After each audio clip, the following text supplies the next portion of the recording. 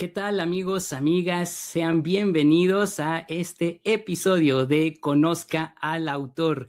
Es un gozo estar con ustedes para presentar a nuestra autora, la doctora historiadora Nadya Williams, quien trae para ustedes su texto, Cristianos culturales en la iglesia primitiva. En esta ocasión estaremos hablando en inglés, así que pronto cambiaremos a aquel idioma. Pero antes queremos recordarles que Editorial CLIE y HarperCollins tienen para ustedes un obsequio. Así que solamente tienen que seguir el enlace en la descripción del video y disfrutar de él junto con esta entrevista. Comenzamos. Hello and welcome to this special CLIE Publishing House interview with an extraordinary guest, Nadya Williams, PhD in Classics from Princeton University, author of Cultural Christians in the Early Church, that has been recently translated into Spanish by CLIE, Cristianos culturales en la iglesia primitiva.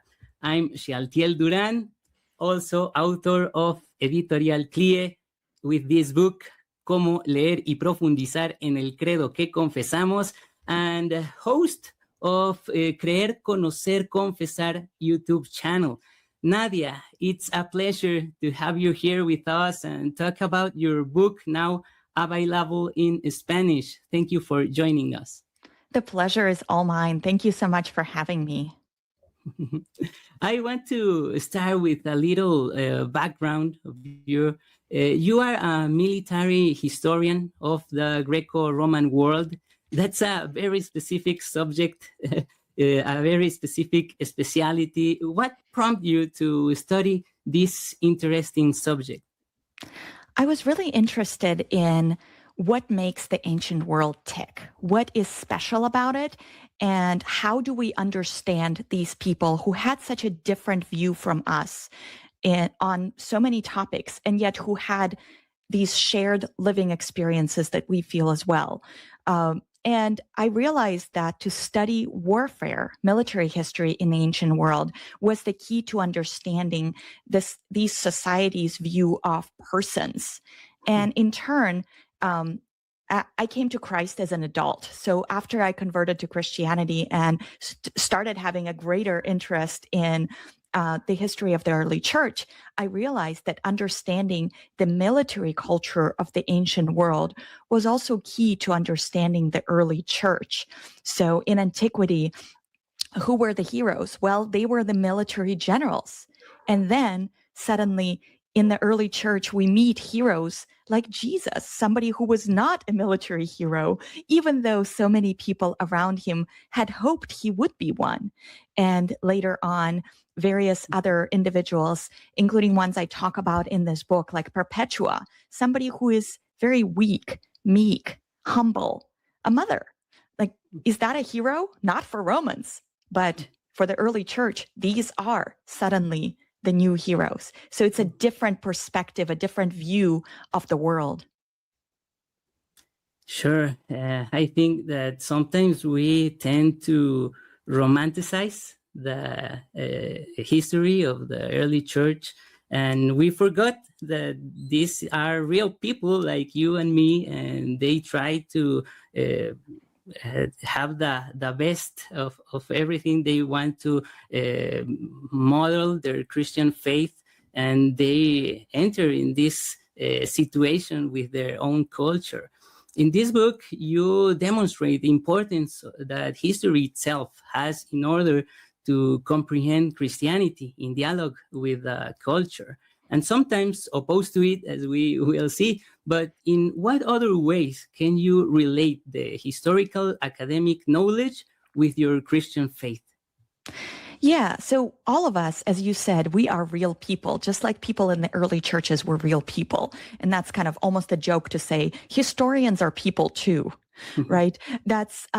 And so trying to understand why do particular people, including people in my church, why do they think a certain way about politics or about work, day-to-day life, about raising their children? And then realizing that as we read scriptures, as we read the Bible, people were struggling with the exact same questions we are struggling with. And the answers they came up with were not always Christ-like answers. Well, that's true for us as well. We all struggle with sin. We all struggle with temptations of the culture around us. And so much of the culture around us is telling us, you need to rescue yourself. You need to make your life better. How about you work harder and do things and, get really good grades at school, and then you push your children to do that, and so on and so forth. Work harder at work and everything's going to be great. Now, it's not bad advice. Like, we should work hard. That's a good thing. God gives us gifts that we should be using. And yet, that is not the complete answer, even though the culture is telling us this answer. And so in writing this book, I was looking at real people in ancient churches and trying to imagine what would it have been like to be a church member in that church, sitting next to that person on Sunday morning and sharing our respective struggles, the things that we were really having a hard time with, and that the culture was not helpful. Mm-hmm. You have here new terminology, for me at least, that is cultural Christians.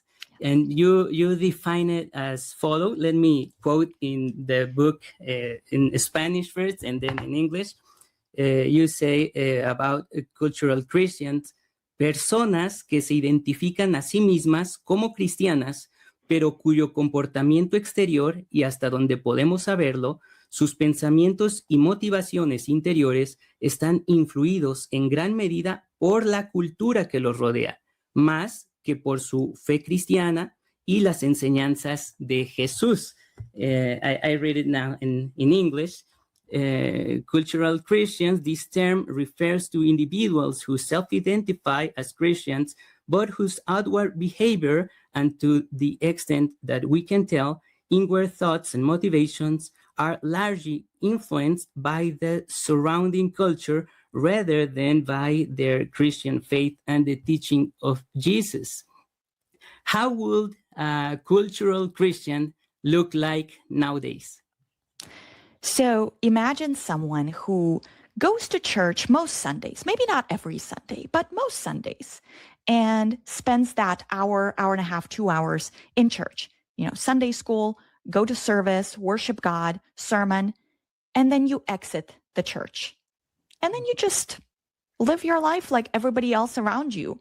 Do your friends want to go engage in a particular activity that maybe as a Christian you're thinking like, I don't know, but you still do it because everybody else is doing it? Or maybe the way you think about your relationships is it culturally normal around you to live with someone before you're married? Well, if everybody else is doing it, surely it's fine. And that sort of perspective of everyday life where you think, I go to church every week or just about. I tell people, if somebody were to ask you, like, are you a Christian? You would say, well, yes, of course, I go to such and such church. And the rest of your life, though, you live like everyone around you. So to me, that kind of person is a cultural Christian, someone who is definitely interested in faith and thinks Jesus is important, but hasn't quite figured out how to integrate his or her life to look like the teachings of Christ. Mm-hmm. And my point is that this is not a new struggle. It's not just something that we're dealing with today. If you read the letters of Paul, for instance, so many of the early churches, like the church at Corinth, for example, dealt with these very issues where you had people who went to church every Sunday and they worshiped God together and they sang hymns, they did all these things. And then outside the church, they engaged in all kinds of horrific sins. Now, why? Because the culture said that was fine. And if the culture says it's fine and it's legal, like what's the problem, right?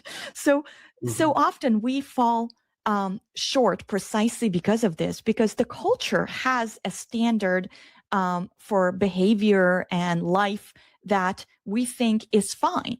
Because again, everybody else says it's fine. We are social creatures, right?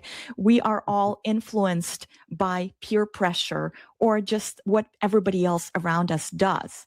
But the whole point is that Christ has always called his believers to not be conformed to the culture.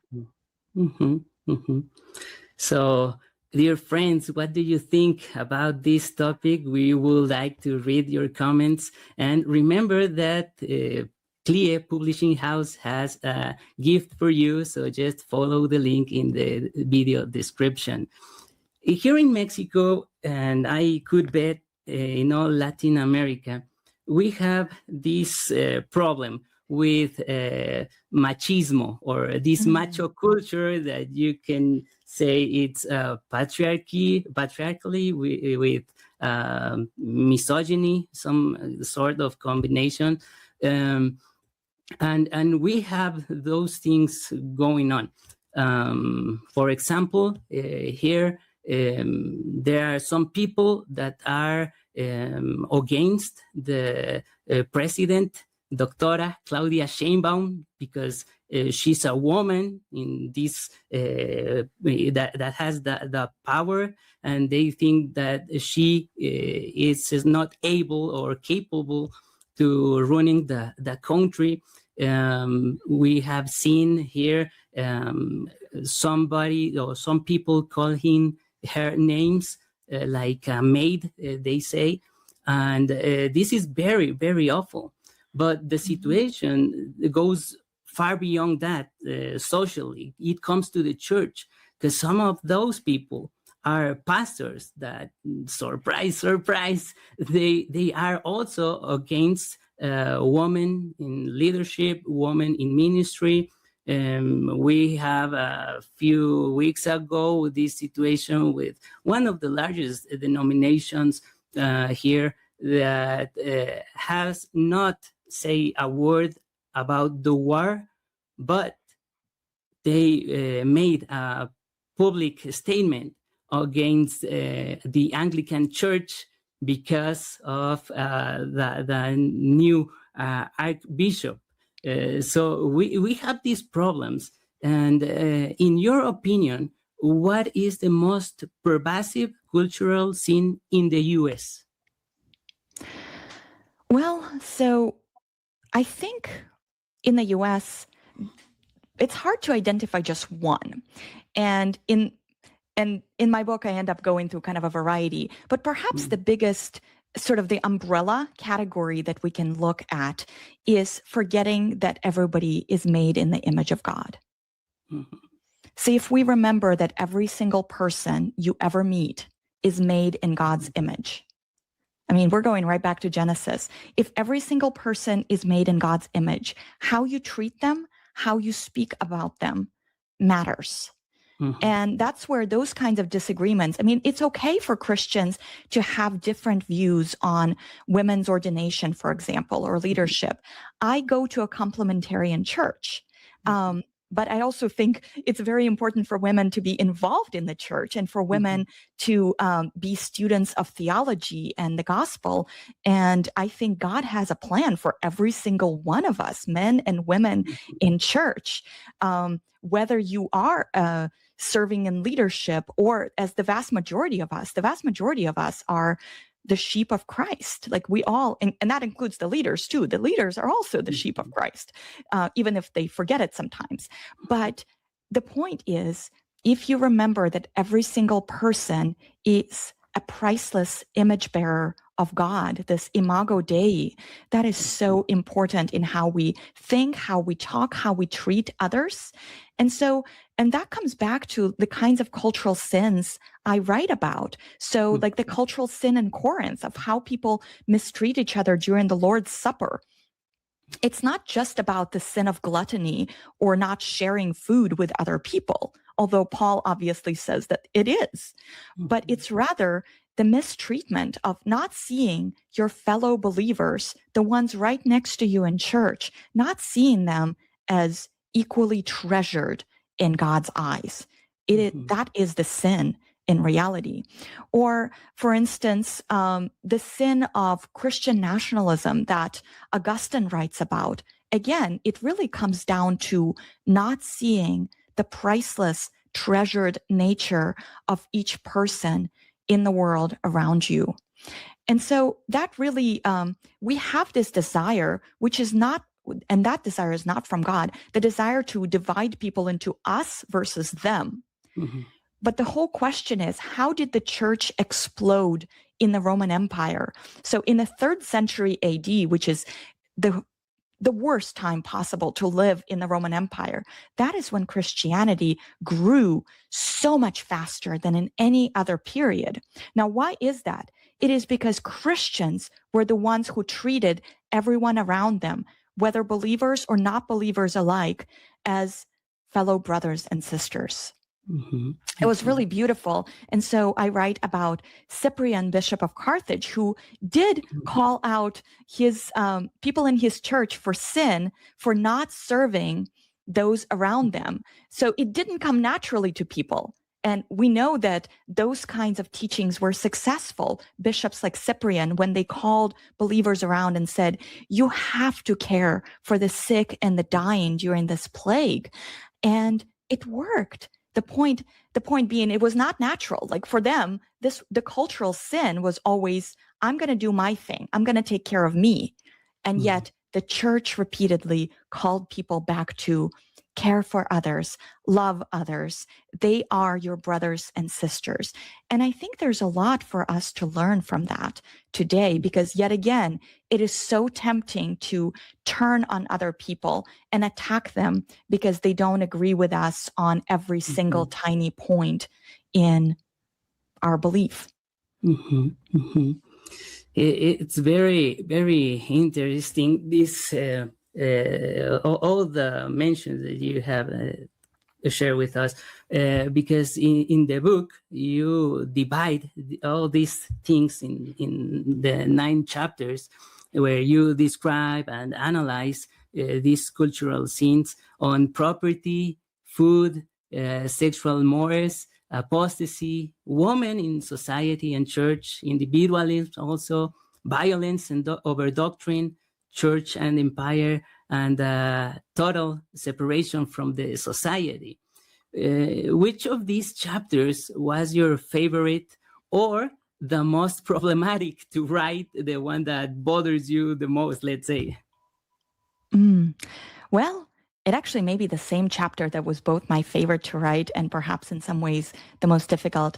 And that was the Desert Saints chapter on separating yourself from society. So in that chapter, towards the end of the book, I say, like, if you look at all these sinners in the church, and that's a temptation for us today, by the way, too. You look at all these people you go to church with and you say, like, man, they're so sinful.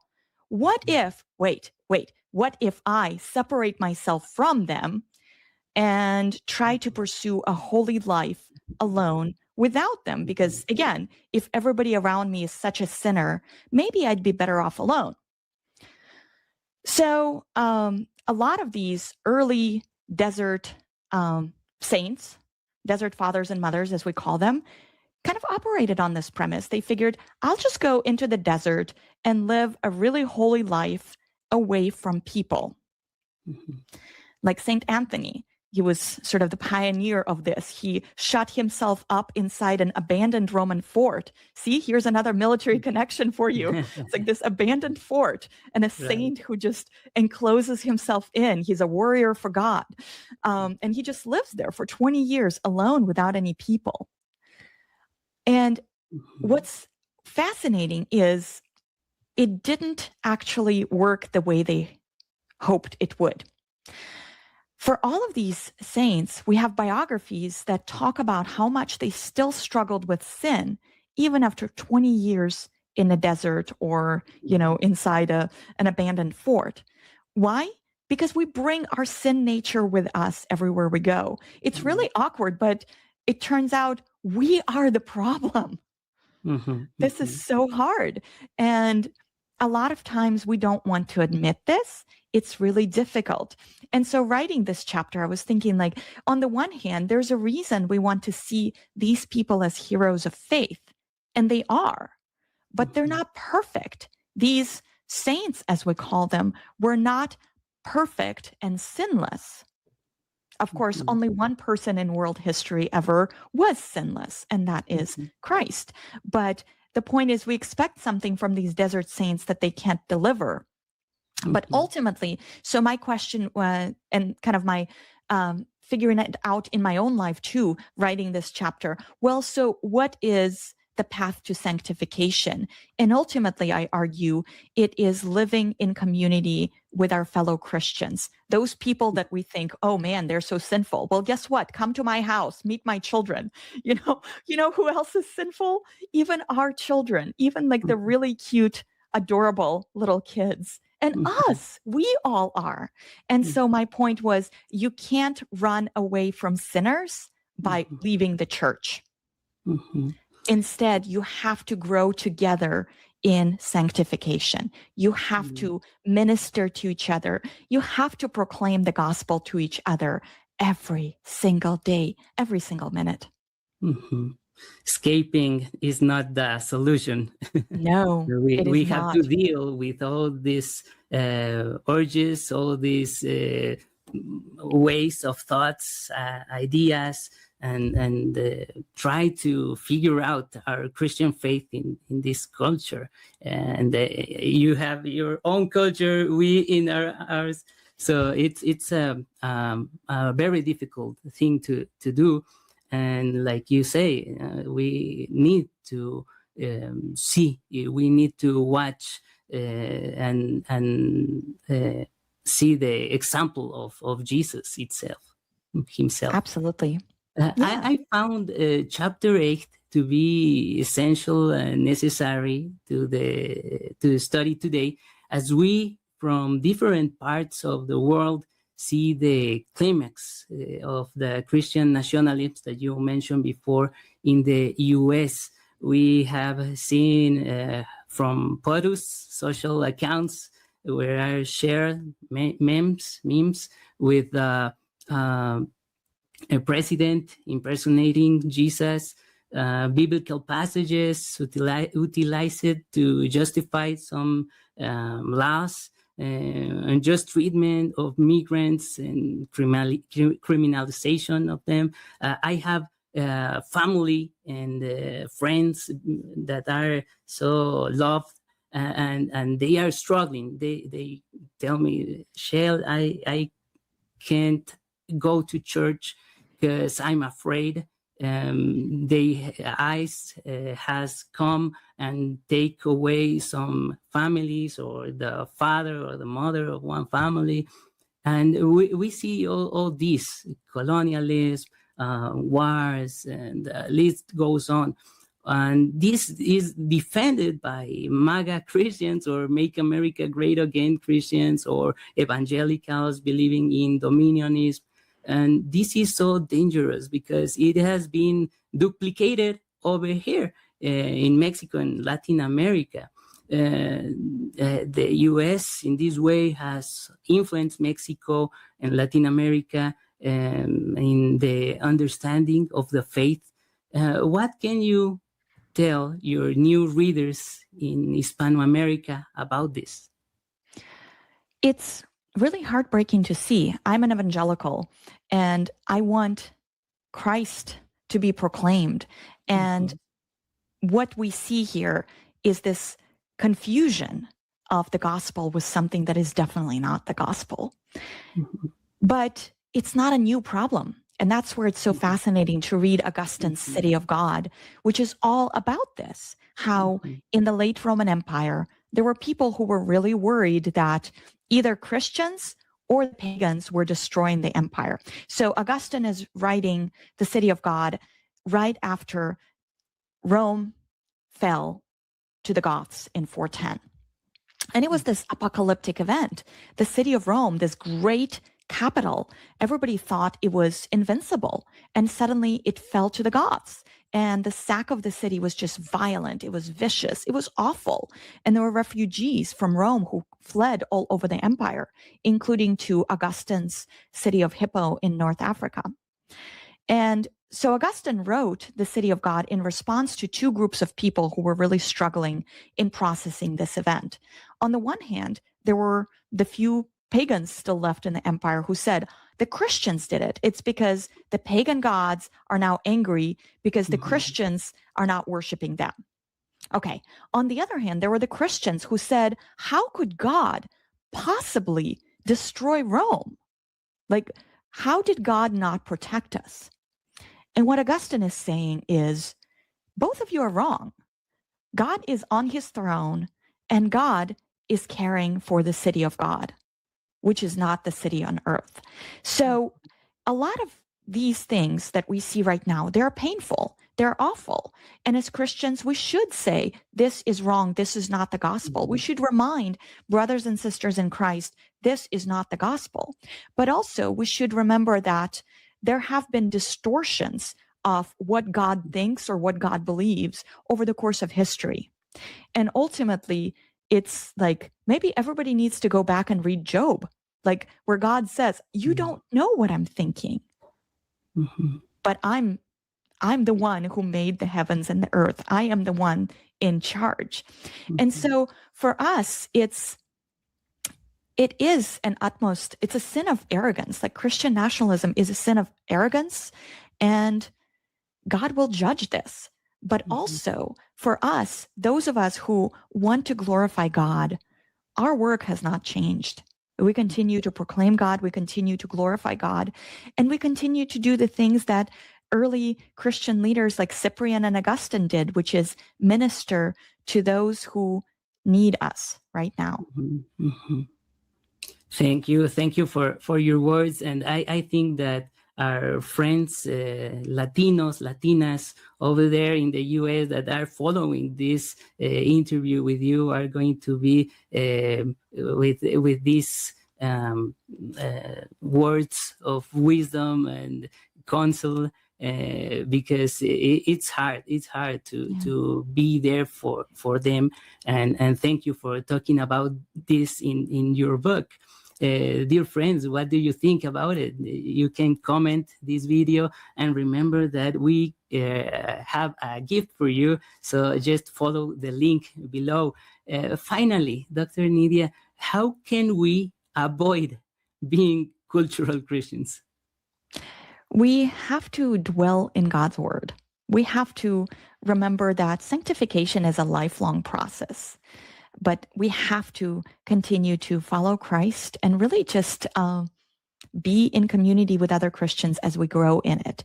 So really, in some ways, it's almost good news that we are falling short in the same ways as the early church. Those people that we sometimes idolize, the people that we think like, oh, they were better Christians than us. Well, they weren't. We're struggling with the same things.